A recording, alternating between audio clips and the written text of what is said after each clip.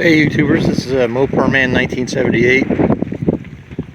Today I'm going to talk about electrical issues, ground wires. We're going to be focusing on this 1996 Jeep Cherokee Sport 2-wheel drive automatic with the high output 4.0 inline 6, which is my mom's Jeep. I work on their vehicles as well.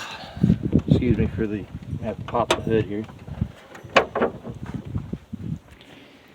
I just got done replacing the valve cover gasket on this, so I haven't got a chance to put the cap back in yet, and that PCV valve whatnot broke because it was brittle. A lot of cheap crap on these Jeeps, even though I like Jeeps. It just has lots of miles. So anyway, they were having issues with this a while back. These 90s Jeeps are notorious for having throttle positioning sensor issues, the crankshaft positioning sensor issues. One thing you can do if your Jeep stops running, like on this Jeep here, here's the throttle positioning sensor. You trace this wire all, or I meant, let's see here, look at the right one here. We're looking for the crankshaft positioning sensor, which is this one right here. Goes right up to here, goes down, bolts to the top part of the bell housing, just to slightly to the driver's side. Anyway, if you're driving and your Jeep just shuts off, try this little trick. On some of the Jeeps, they're up front by the harmonic balancer. Sometimes they're back here on the back. Anyway, find the factory connection. Disconnect the factory connection. Wait a total of 5 minutes. Then plug it in and go turn the key. A lot of the times it'll fix the problem. What it does is it reboots the computer and it'll fire back up. Well, we were having issues. We did that and it would run, and then sometimes this thing would run and cut out and sput and almost like backfire and then cough up through the throttle body. Anyway, we replaced the throttle positioning sensor, and anytime you got to replace these parts, you got to disconnect the battery, put the part on, make sure it's grounded, reinstall the battery connection, which is the positive cable. Excuse me, I got sinus issues this morning. Whether it be this one or what do you call the fancy smancy version of the modern day electronic choke over here. Oh, we got our tinsels supervising this morning, or what we call a shop cat. Oh, now she decided to leave because I put her on camera. Anyway, the other thing you can do too on these Jeeps, you come over here to the positive side. You disconnect the positive side away from the battery. You take a wrench or whatever, but you connect the cable to a spot that's grounded really good. And what that does, there's a capacitor or whatever in the electrical system that holds power. When you ground it, you hold on there and I count to like 30 seconds. That's enough to discharge whatever power is left in the positive side of the charging system, the power system. Reattach it, bolt it down. You come over, you go in the Jeep.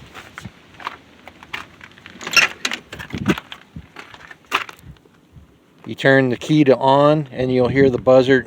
And while it's doing that, you turn on the headlight switch and you wait for the buzzer to go off. And when it quits buzzing, you push the headlight switch back into off, turn the key back off, and then I wait 5 seconds, turn the key over.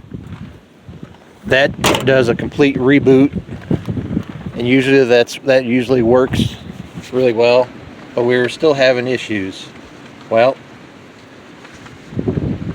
Just like with my buddy's 97 Dodge 1500 pickup, he was having electrical issues too. Come to find out, these computer systems and all these 90s and on up Jeeps, Dodges, whatever, they have ground wires that go to all over the place. Attaches to the fender well, the engine, wherever. And if you don't make sure that every single one of them damn things is properly connected, or it's not corroded, or it's making a good enough contact, your engine, your sensors, whatever's not going to run right, or they won't run at all. So anyway, I tracked down the major ground sources for these Jeeps. We have one right here next to the battery on the fender well. This was just kind of like sheet metal screwed in from the factory, which was shitty. So I snipped the wire off the connection, the factory connection, put a new connection on, soldered it. That's the key thing there. Make sure these are all soldered. I used a star washer that helps dig into the metal, and I bought one of them red squeeze containers of dielectric grease. It comes in a compressed red tube. I can't remember the company name. Make sure all these connections have dielectric grease. Before I did all that, I used a grade 8 bolt from Fastenal, and I welded this bolt to the body, and then I put the connectors on and all that stuff in the grease, the dielectric grease. Anyway, that's that wire going from the body directly to the negative side. Then if you come over here and look down in here, let's see if I can put the light on. Right back in here, right on the side of the engine block, there's 3 ground wires that go into a stud coming off the engine block. I cleaned all that off down to bare metal with a little hobby metal bristled scrub brush. Cleaned the bolt, snipped the factory connections, put all new connectors on it, soldered the connectors, put all the dielectric grease with, and the factory nut already had a star washer on it, and I put that back on there. Then we made sure there was one that was going from the body over to the intake. You can never have too many ground wires, because you want to make sure one's going from the battery to the body, and then the main cable going from the battery to the engine block, and then maybe another one from the engine to the body itself. Then we come over here right next to the PCM, and under the factory harness, look what I found. I found another ground wire. This time from the factory, the 2 ground wires were held in by another fucking sheet metal screw. So again, I ground all that area down, used another grade 8 bolt from Fastenal, welded it, make sure it had a good strong base and it was grounded properly. And then I snipped the old connectors, put new connectors on, soldered them, put the dielectric grease on there, and used star washers and bolted those down. The problem is especially on these Jeeps, they use cheap factory wire connectors, and they crimp them. They have a really tight crimp from the connector to the wire itself, but the problem is when you have exposed connections, even if they stay dry, you still have moisture in the air, and you have heat and you have cold, and vice versa. What happens to the bare wires, even with the clamp? It oxidizes, it discolors, and you don't get a very good connection. So we've had to do a lot of that to this Jeep. Did it run a lot better? Yeah. We fixed those issues, but then it was still kind of having issues still we come back over here, and at first we thought we were having a coil issue. We replaced the coil, it still didn't fix it. Then we found out that the factory, we also replaced the little, in some of these Jeeps they have a pickup coil plate inside the distributor you got to replace. We replaced that. The connector, the factory connector was bad and loose, so we replaced that out. That actually helped out quite a bit too. The other problem is the wiring harness that went from the factory connector on the coil all the way up here, because the previous owner that owned this Jeep, all he did was just add fluids. He didn't bother to fix nothing. If he fixed anything, it was very little, maybe the brake pads or something, but there was grease and oil all over this engine from the valve cover and whatnot. And what happened was the grease and the oil over time got on the factory harnesses, past the plastic, the heat sleeve plastic stuff, got in there and started to deteriorate the insulation around the wiring itself. And then we found a couple spots where the wires were rubbing against one another, just because the oil, the petroleum products ate away slowly and along with the heat, ate away at the wires. Got that. We got one more issue to fix on this. I mean, it starts up, but it runs okay, and then it coughs once in a while. We think it's the fuel pump finally. Like I said, everything in this thing is pretty much factory. We don't think hardly anything's been replaced on this, so it was just a matter of time. I went and did the brake upgrade on this Jeep. It's got all new brake lines, braided lines for the front. The kit was like $170 some. If anybody wants to know what the kit was, I mean, it came with all the brake lines, front and back, side to side, and all the braided lines that go between the frame down to the front. The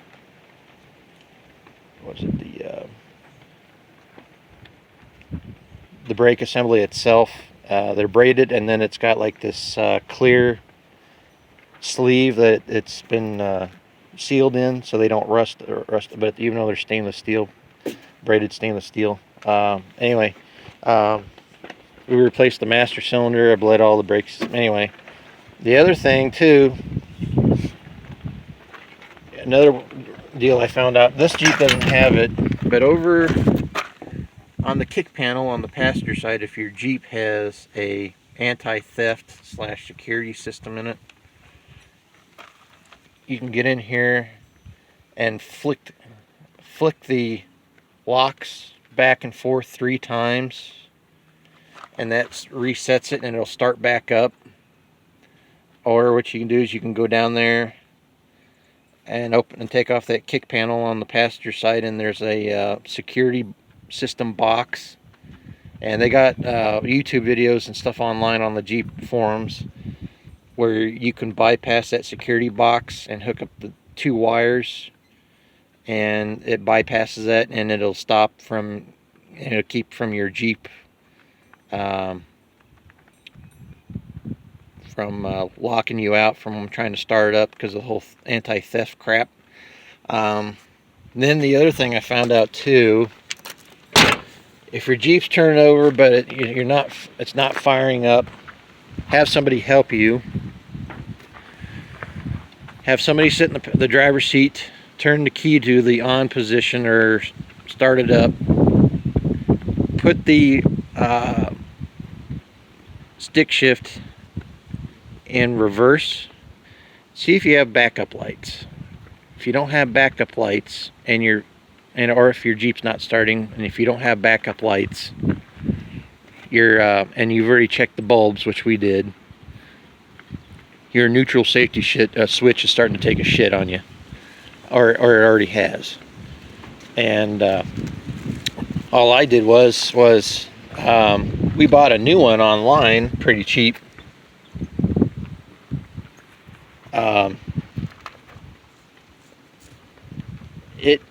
kind of worked, kind of didn't. So I went back to the factory one we had, took it all apart. It's real easy, and if you're real careful, if you know what you're doing, it's just got regular Phillips screws.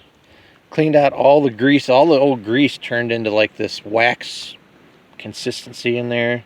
I went in there, scrubbed up all the contact points in there, made sure they were bare metal, put a whole bunch of dielectric grease in there, and before I installed it, I used a multimeter tester and ran it through each section of the switch to make sure, and touch the wires to make sure they were making contact with one another. That helped out.